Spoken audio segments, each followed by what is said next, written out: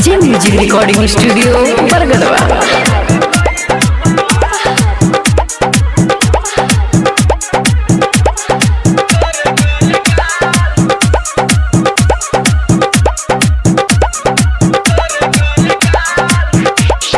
अखिया में गजरा कटार बा, पतली कमर जान मार बा, सबके तोहरा पे मारेला, तोहर दीवाना हजार बा।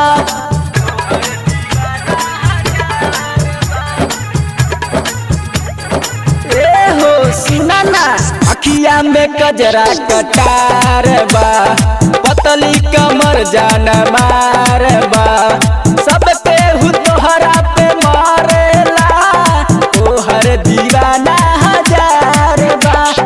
हिरानी के जैसे रानी बावे तोहर चाल। ए हो सुना ना, आए हाय हिरानी के जैसे रानी बावे तोहर चाल। नाच के बरतिया में कइलू बवाल, बड़ा निक लागे तोहर गोरे गोरे गाल। नाच के बरतिया में कइलू बवाल।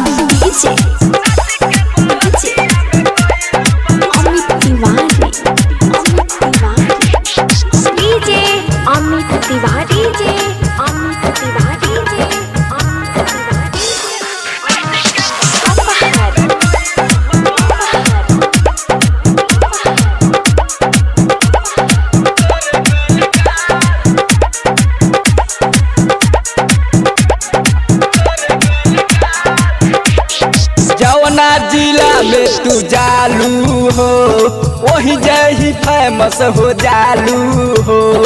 अजय अमित के जुड़ा दाजिया, पर मुझसे काहे डरालू हो।